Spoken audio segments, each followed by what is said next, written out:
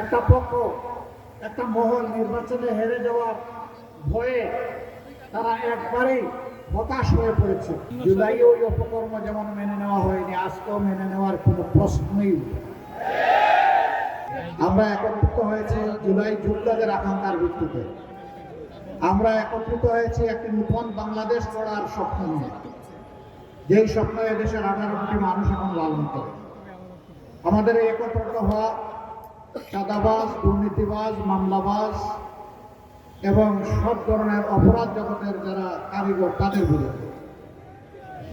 ইনশাআল্লাহ জনগণ যখন ঐক্যবদ্ধ হয়েছে তখন জনতারই বিজয় হবে ইনশাআল্লাহ। দুটা জিনিস আমি সকলের সাথে সুর মিলিয়ে বলতে চাই। অন্যায়ের বিরুদ্ধে, পেশিবাদের বিরুদ্ধে জুলাইতে যখন আন্দোলন শুরু হয় তখনও কিন্তু ইন্টারনেট কেড়ে নেওয়া হয়েছিল, যাতে অপরাধ গোপন করা যায়, যাতে খুনকে বৈধতা দেওয়া যায়। আবার আমরা দেখতে পাচ্ছি কার ইশারায় কেন সেই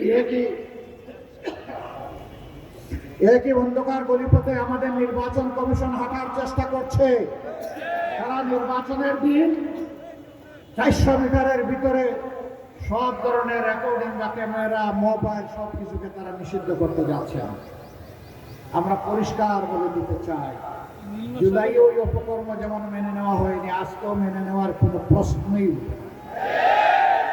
নাহিদ ইসলাম বলেছেন, আজ সন্ধ্যার আগেই যদি এই প্রজ্ঞাপন প্রত্যাহার করে জনগণকে স্পষ্ট বার্তা দেওয়া না হয়, আগামীকাল নির্বাচন নয়, নির্বাচনী প্রক্রিয়া ভণ্ডুল করার জন্য যারা জটিলতা সৃষ্টি করছে তাদের বিরুদ্ধে আমাদের আন্দোলন শুরু হবে।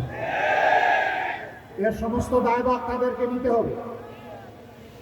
আমরা বহু জায়গায় দেখতে পাচ্ছি একটা পক্ষ একটা মহল নির্বাচনে হেরে যাওয়ার ভয়ে তারা একবারেই হতাশ হয়ে পড়েছে এবং হতাশা থেকে তারা এখন চূড়াই পথে নির্বাচনকে হাইজ্যাক করার চিন্তা করছে।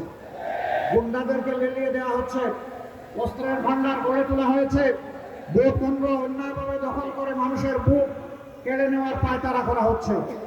আমরা স্পষ্টভাবে বলে দিচ্ছি, জুলাই যোদ্ধারা ঘুমিয়ে পড়ে নাই, তারা এখনো জেগে আছে। তাদের সমস্ত অপকর্ম ইনশাআল্লাহ আমরা প্রতিহত করে দেব। এই অপকর্মের মাধ্যমে কেউ জনগণের ভোট আবার ছিনতাই করবেন, এই দুঃসাহস কেউ দেখাবেন না, এই দুঃস্বপ্নে কেউ বুঝবেন না। সম্মানিত 13 আসনের জনগণ, এটি একটি মর্যাদাপূর্ণ আসন, কিন্তু দুঃখের বিষয় কিছু অসৎ লোক এই এলাকাকে বিভিন্নভাবে জর্জরিত করে রেখেছে, সামাজিক অপকর্ম করে। এখানে ব্যাপক হারে বেপরোয়া চাঁদাবাজি চলে, এখানে মাদকের রমরমা ব্যবসা চলে, এখানে আমাদের বুকের সন্তানদেরকে ভুল বুঝিয়ে ব্যাপক বিপদগামী করে তাদেরকে অস্ত্রবাজি করা হয়, দখলবাজিতে নামানো হয়, এখানে মামলা বাণিজ্য হয়েছে। আমরা আমাদের যে সমস্ত সন্তানদেরকে বিপদগামী করা হয়েছে, আমরা তাদেরকে ইনশাল্লাহ বুকে টেনে নিয়ে সংশোধন করে তাদেরকে মর্যাদাবান নাগরিক হিসাবে ইনশাল্লাহ গড়ে তুলব। ওই ধাপ্পাবাজদের হাত থেকে এদেরকে তুলবো আমরা ইনশাল্লাহ। চোরাই পথে আল্লাহর মেহেরবানিতে জনগণের বুকে ভালোবাসায় আমরা আত্মবিশ্বাসী, ইনশাল্লাহ হাও বিজয়ী হবে। ইনশাল্লাহ 11 দলের পক্ষে জনগণের বিজয় অর্জিত হবে। এখানে লক্ষ্য করবেন, আমরা কোনো ব্যক্তির, পরিবার, গোষ্ঠীর পক্ষে এই নির্বাচনে নামিনি, আমরা নেমেছি 18 কোটি মানুষের পক্ষে। আমরা ঘোষণা দিয়েছি স্পষ্টভাবে, আমরা কোনো দলীয় সরকার কায়েম করব না, আমরা জনগণের সরকার ইনশাআল্লাহ কায়েম করব। আমরা এও ঘোষণা দিয়েছি, আমরা নির্দিষ্ট কোনো দলের বিজয় চাই না, আমরা 18 কোটি মানুষের বিজয় চাই। 18 কোটি মানুষের বিজয় অর্জন হলেই এটি হবে আমাদের মহাবিজয় ইনশাআল্লাহ তাআলা আজিম। একটা পক্ষ, দল, ব্যক্তি, পরিবারের বিজয়ের জন্য পাগল করা হয়ে উঠেছে। জনগণ তাদেরকে অতীতে দেখেছে আর এখনো তাদের কার্যকলাপ দেখছে। আমরা বিশ্বাস করি বাংলাদেশের শান্তিপ্রিয় জনগণ অবশ্যই তাদেরকে সমর্থন করবে না। তারা জনগণের দ্বারা প্রত্যাখ্যাত হবে। যারা জনগণের পক্ষে আছে, জুলাই আকাঙ্ক্ষার পক্ষে আছে, জনগণ ইনশাআল্লাহ তাদেরকেই বেছে নেবে। এর আলামত ইতিমধ্যে স্পষ্ট হয়ে উঠেছে। ডাকসুর ভিত্তি সাদিক কায়েম বলেছেন, অলরেডি তরুণ সমাজ তাদের রায় জনগণকে জানিয়ে দিয়েছে। 5টা বিশ্ববিদ্যালয়ে তারা এই জুলাই আকাঙ্ক্ষার পক্ষেই অবস্থান নিয়েছে এবং জুলাই আকাঙ্ক্ষাকেই তারা সম্মান করেছে।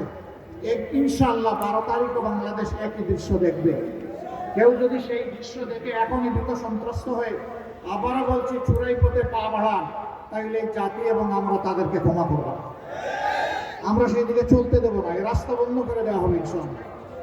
সরকারের কিছু আমলা, কিছু সচিব, কিছু অসৎ লোক এখনো দলবাজি করছেন।